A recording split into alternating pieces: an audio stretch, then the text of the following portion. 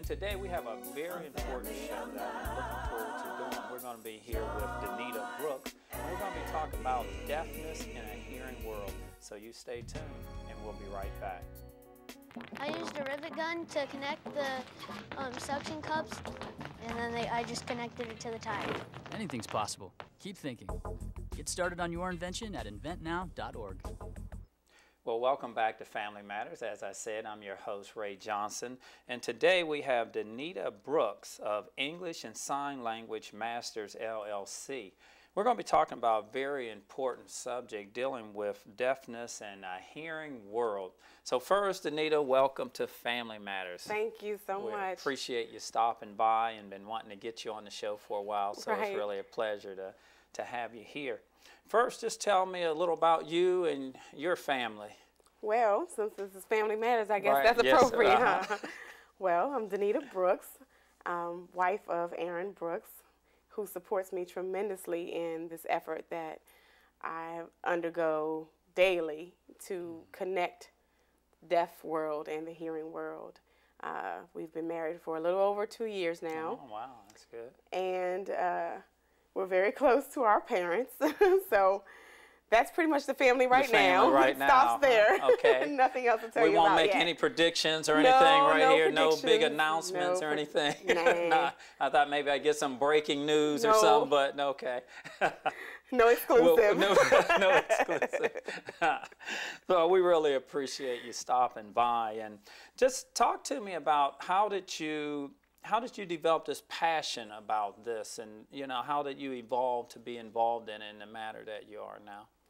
Well, I guess I can say I started back in maybe 1995 is when I first became aware of the language. Okay. Actually, it wasn't like I grew up with someone deaf. I didn't have a classmate or a friend or a relative or anyone who was deaf like so many people do. I was in college and I was a member of a church in the metropolitan area, DC metropolitan area. And when I joined that church, they had a deaf ministry where there were deaf people and interpreters up front interpreting everything that happened in the church. And I was so intrigued. And I went from being a back pew parishioner to a second row parishioner right behind the deacons on leaning forward on my fists watching the show, not the show, but watching the interpreter. And I just became engrossed with the language almost immediately. I can't really describe what it did to me, but I knew that it was something I had to get more of. Okay. So what did you do from there as far as getting involved? They just sort of taught you locally, or? They did offer classes. The church itself had a 6-week course that met once a week for 2 hours, and a lot of churches still do that now, so it's not uncommon. But before I actually took that class, I just watched every Sunday. I made sure I had a seat somewhere in that section to sit near the interpreters and just watch them, and picked up as much of the language as I could.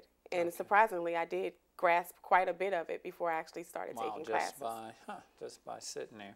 And then as you took the classes, did you go on into college, or what did you do as far as once you started taking the classes local? How did you perfect your craft, I guess we would say? If there is such a thing as it being perfected. Well, of course, there is a such thing as perfecting it, and we're all working on that. We, just as we work on getting better at communicating in English, we do that same thing in ASL or American Sign Language. So I took the classes. I took the first 6-week session, and then when that ended, they asked for anyone who was still interested to continue and take the second set of 6-week classes, which was a lot smaller group, but I continued. I took the classes, and after that, I pretty much just picked up everything else by hanging around the interpreters and the deaf people. They did a lot of outside of the church activities, like had fellowships, and we went bowling together and ate at each other's houses, so that's how that type of thing. So it was kind of like baptizing. Just really, yeah. Baptism by fire, almost. Yeah. Just being around and being involved in it, that's what helped you develop your language. I don't recommend that to other people. You don't recommend that? No, that's not something that's common. So what is the normal route for someone that would want to be involved in sign, in the sign language? What would be, is it something you major in college or? Oh, well, yes, there are colleges now that are enveloping that as a part of their curriculum, or not the curriculum, but their course offerings. They have interpreter training programs at schools in the area. They call them different things. Catonsville Community College in Baltimore has one called Interpreter Preparation Program, or an IPP. And then Gallaudet Universities, I believe it's called ITP, which is an interpreter training program. Okay. Or, of course, since all the classes at Gallaudet are taught in sign language, anything you take there, you're exposed to the language. But there actually is a track for people who are interested in interpreting specifically. Now, are you unique in that you don't have that background, that history, as you talked about, of family members or anything? Or are you unique within the community, I guess I would say, people like you?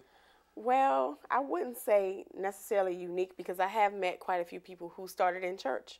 Okay. And they, too, didn't have family members or that's good. friends or anything like that who they knew, who inspired them to become interpreters, but they started at church and realized there was a need there. I have to serve God. I want to serve his people. This is my gift. Let me jump in it. So I have met people like that, and some of them are some of the best interpreters in this area that I know. So that's, it's not an anomaly, but it's less common than the other side, which is people who have grown up and knew deaf people throughout their lives. And it's great that we have a lot of churches that are reaching out and seeing a need and serving the deaf community, overall.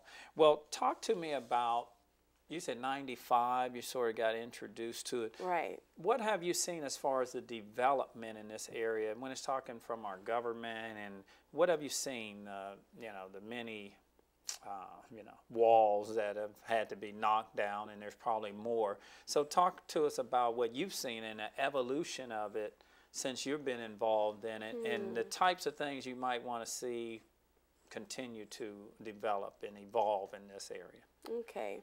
Well, first of all, I know when I started I can't really say I started professionally in 1995, but when I started there in church, that was the first church I knew of who did it, and I didn't know that it was spread throughout other churches. So I think, first of all, I'd like to see churches do more work together to reach out to this community, because the bottom line is there's so many deaf people in this area, but they're not represented when you see the church body. There are deaf churches now. There are churches where everything it's run by deaf pastors, deaf ministers, and the language is, the primary language is ASL, where you would have to get a voice interpreter. If you were a hearing person, you would need to go and have the, So you would have that experience that they have in our churches on a every Sunday basis. However, I would like to see, as I was saying, I would like to see more of the churches working together. We do enough of that. Well, we don't really do enough of that on so many levels, but in that particular area, because there are so many deaf people in this area and they're so underrepresented, it makes me wonder, what's going on with this group of people? Are they all missing the Word of God? Because they're not here. Where are they? Yeah. So. And they're out there. What have you seen? I know you deal with this daily as a business. What are the types of things you're just seeing in society overall when it comes to dealing with the deaf? What kind of things are happening, and is the government really at this point fully on board and making sure that that community is serviced?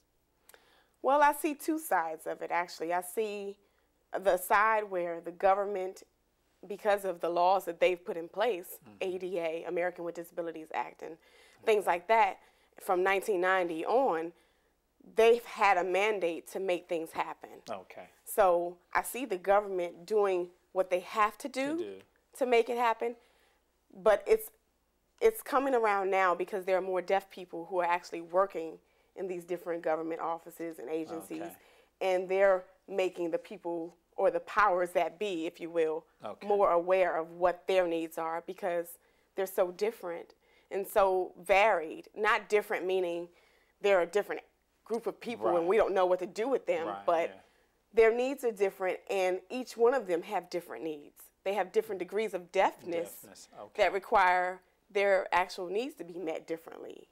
Just like a person with glasses. Everybody can't switch glasses and say, here, take mine, I'll look through yours and you look through mine. So their deafness is degreed as well, and they can't all use the same. And I noticed, and even going back to the piece that you talked about, I know at Spirit of Faith, our church where we belong locally, I noticed, shout out to Dr. Mike, that's one of the things I notice, and I sit there and I watch. I notice, back to the piece of getting churches involved, I notice that's one of the things that you try to do is you have, I guess, guest interpreters really, coming in, to help out, and I don't know if their church doesn't have it and it gives them an opportunity to use their gift. Just talk a little bit about that. What exactly are you doing at the local assembly there at Spirit of Faith?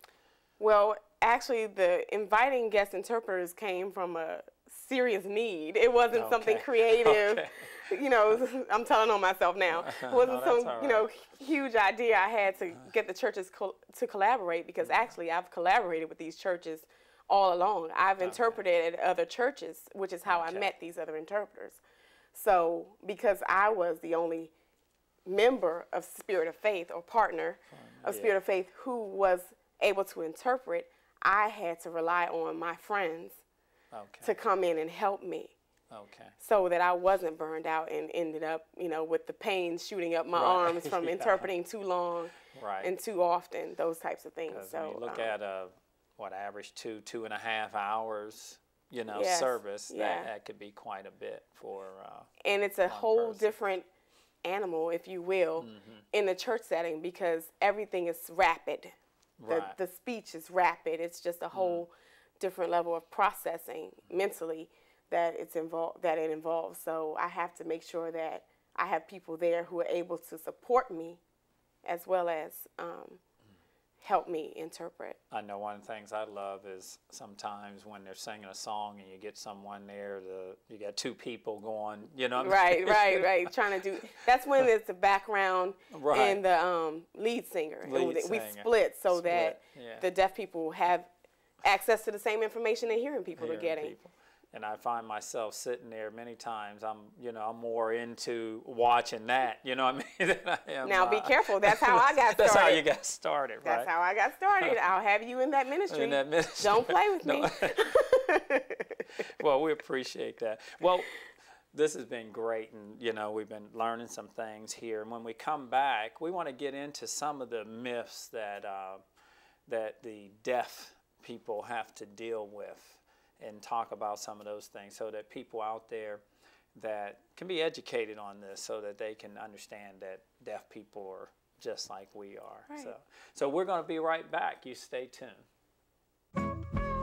Today, Matthew has no rules, just joy. The snow tastes like popsicle. Today, my son Matthew isn't a kid who is sick. He's just a kid with a wish to see snow. Oh, those boys are much too much. Those boys are much too much. We got the spirit. We're hot. We can't be stopped. We got the spirit. We're hot. We can't be stopped. We're going to beat them and bust them. Beat them. The smallest moments can have the biggest impact on a child's life. Let's get a little bit rowdy. R-O-W-D-Y. Take time to be a dad One more today. time. Oh, those boys are much too much. Those boys. Well, welcome back to Family Matters. As I said, I'm your host, Ray Johnson. I'm here with Danita Brooks. And we've been talking about deafness in a hearing world. And Danita's, her business is English and Sign Language Masters, LLC. So I know personally I learned, you know, quite a bit in that first segment, and I'm sure the viewers out there did also. Let's, Danita, talk about some of the myths that are out there when it comes to dealing with those that are deaf.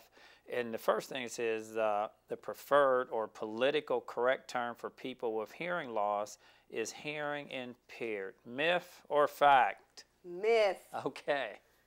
Talk to us. It is a myth because we as a hearing culture try to make things sound better, and it sounds better for us, but hearing impaired actually became something that was more offensive as hearing people started treating deaf people as though the impairedness was a broken feature of them. Okay. That and they basically say, we're not broke. Okay. You know, we can do what you can do, we just can't hear. And hearing people, when they saw hearing impaired, it somehow translated into their minds, and they started treating deaf people as though they were unable to do any other thing. And because that stigma became so prevalent in the community, I really think that's when, you know, they really started shouting deaf. We want to be called deaf. And if you look around the country and you ever Google or anything, a school or an organization, no organization is called School of the Hearing Impaired. Okay. You don't just see doesn't, it. So if you want to go by anything, go by the fact that they call themselves deaf more than they call themselves hearing impaired. I think sometimes we, those that hear, sometimes we will do things that makes us feel better. You know, we're aware of the thing. Well, that's probably offensive to them. Oh, that's rude. I don't want to say I don't want to say they're deaf. Like they don't know they're deaf. Right. Right. You know. Right. So, all right. So that's a myth. Here's another myth. All deaf people know sign language. That is also a myth, as you said. Deaf people aren't all raised in environments where their families are deaf or where they're exposed to sign language through school or social activities or things like that. Some are raised in a hearing environment, and their parents are very bent on, if you will, speaking to them using their voices. So these deaf people actually grow up and learn to lip read and go to schools where they are learning to speak. Oralism is the actual method that it's called. And they go through, you know, so many things where they listen, they feel their throats, and they feel the throat of the person talking, and they learn to speak, because the only reason that they don't speak the way we do is they don't hear themselves. We speak because we hear each other. And we learn from what we hear, and we say that. But if they're not hearing it, they can only duplicate what they hear. So the sound may be different, the voice may be different when they're talking and things like that. So they don't always learn sign language. But those who do go to schools and get it through social activities, and or have deaf family members, deaf parents, if you will, you know, and grow up that way. And I see one of the things you stated, that 90% of deaf people are born with parents with normal hearing. Yeah. Wow. Which is why that's why so much of the population of deaf people may not even see American Sign Language, which is the adopted language of the United States, because sign language is not universal. But there are sign languages for every spoken language. So they hear this language, they see this language from other peers or other family members or people who are deaf, but in their own families, if their parents are hearing, they may not ever get sign language until they go to school. So just imagine, you don't have language at all. Wow. Until 4 or 5 years old. Now, you mentioned something there that I guess I'm sort of aware of, but, you know, not that, I guess just like there's English, Spanish, French, and whatever, that all sign language is not the same. No. Okay. There's British, Japanese, Chinese, Spanish, French. Okay. The list goes on. Just like, wow. Yeah. Okay, and we, you know, can't take ASL to Italy and think you're going to talk to the deaf people there. Okay. No. You know, I may be I may be ignorant, but I know I'm not alone. You know, No, of course there's not. a lot of people are watching surprised every that are time the I say same. that. Yes. They were thinking the same thing. And Every just when time you I said say that, that. it just sort of, Like, you're kidding me. okay, it's not the Right, same. Right. Like, I think this is girl in Spanish Sign Language or something like this, tug on your ear, and this is girl in American Sign Language. Doesn't look anything like. Like, yeah. So Wow. don't ask me any more words. Right, that's That's it. it. Huh? American Sign Language, ASL, is English coded on the hands of users. Is that fact or fiction? That's fiction. That's Okay. a myth. American Sign Language is a different structure altogether. It's a language of its own. Okay. There are people who sign in English word order, and that's either signed English or signed exact English or something else called pigeon sign English. Another story.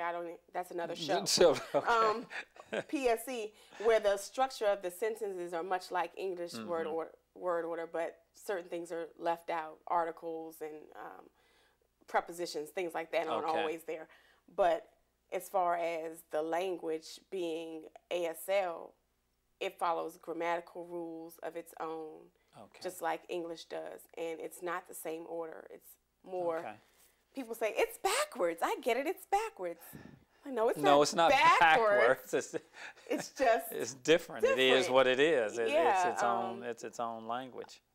some of the derivation, the roots are way back to French, actually. Okay. So it's if it's anything, it's more like the Romantic languages in word order than it is English. So the table has papers on it in English.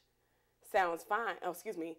The papers are on the table in English is a normal sentence, but in ASL we would have the table first, and then put the papers on the table. Oh, okay. So that's Good. a very small example. It gets more and more complex. More complex. Yes. How about this here? Deaf people cannot talk. That's not always true. True. Okay. And again, I was explaining before the break that a lot of deaf people don't choose to use their voices, at least around hearing people, because they don't hear how they sound. Okay. So, sometimes there even, unfortunately, is a level of embarrassment, I think. I see some people, they don't want to use their voices because maybe they had some unfortunate experience as a child and were teased because of their voice. So they'll limit when they use it. Or some of them will speak, more the hard of hearing people who can hear a little bit more will speak. Or deaf people, you'll hear sounds that come out while they're signing. Okay. And those sounds are just parts of the language that actually are grammatically part of the language, if you will, that come with facial expressions that are, or non-manuals that are in the language as well. I don't want to get too technical. Right, yeah. What about this here? Deaf people who wear hearing aids do not need to use interpreters. Fact or fiction? That's false. False. That's fiction. That's a myth. Hearing aids, just like the glasses example that I gave you earlier, are mere amplifiers. Some deaf people can hear very well with hearing aids, and some of them only hear background noises. They may be, for instance, we're on a quiet set, but if there was a dog barking outside, they may be able to hear something like that. But it's different because I know I've met a deaf or hard of hearing person who could hear high-pitched voices better than low-pitched voices, and the reverse as well. They said, no, I actually can hear low-pitched voices. I can't hear high-pitched voices. So it's so many variations, which is why we can't just say, here are the deaf people, put them here, give them all this service. Deaf person, can't do it. give that person an interpreter. And then the interpreter comes and interpreter's like, oh, you don't know sign language.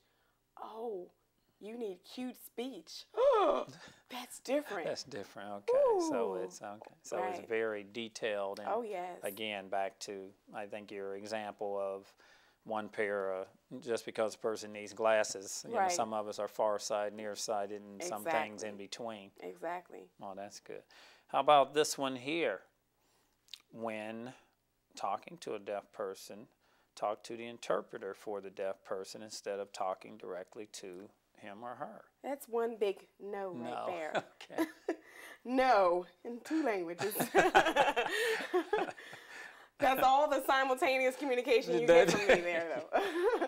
But no, you do not talk to the interpreter. You talk to the deaf person. Okay. And deaf people, some will say it for themselves, but a lot of times, you know, as an interpreter, I explain before the process begins, okay, I'm going to speak in first person for the deaf person. Okay. You talk to that person as though you and him or her are having a private conversation. I'm just here to facilitate communication. Okay. Because it's important that you're not saying, well, tell her. Tell her, yeah, like they're not her, like they're not here, right? Exactly, you know? and they're standing right there going, okay. Hello, I see I'm over you. here. You know. So yeah, that's Okay. a huge thing, and Wow. that's more important, I think, than anything, to just remember to treat them as people right. who are there. Right, right. This has been eye-opening for me, you know, to have this here, and I'm sure it has been for a lot of people. Tell us a little more about what you do at English and Sign Language Masters. What is the service that you can provide, and if anyone out there is interested, how can they get in contact with you? Well, English and Sign Language Masters is my baby, birthed in 2007, that I use to facilitate communication in several ways. Actually, I either provide interpreting services, sign language interpreting services, so if there is a deaf person who needs services, I can provide that, as well as making sure that the communication goes both ways, speaking for that person and telling what they're signing. Also, I provide training classes to workplace environments if they want to do better at making their office more deaf-friendly. Suppose they have deaf people working there or would like to just accommodate that better so that they can attract that group of people, then I can help you do that as well. I teach basic level sign language courses to the office or community, just various things, as well as writing skills and things like that. I work with writing and reading help as well, because actually I started out as an English professor. So yeah. kind of merged the two languages, and now I'm very much in love with both of them, and I'll help in either way. And you can also go to a church if they want to get started, to maybe give them some foundational things that they can do. Can't forget that. Got to get the word of God to the people. And yes, if churches are looking to start ministries, there are some foundational things I can definitely assist with helping people get started. Well, give us your email and your phone number, and I'll put it on the screen also for the people to see. Great. I can be reached via email at languagemasters with an S at verizon.net. And it's spelled correctly, no trick words in there. And the phone number is 301-254-1880. That's 301-254-1880. All right. Danita, I really appreciate you stopping by. And I mean, this has been an eye-opening experience for me, and I'm sure for all those out there watching, it's been the same thing. My pleasure. Thanks for having me. Good. Well, we thank you for tuning in to Family Matters, and this has really been an eye-opening experience for me, and I'm sure for many of you out there. And as always, here at Family Matters is our desire that you continue to have a family of love, joy, and peace. Until next time, you have a great day. Bye-bye. A family of love.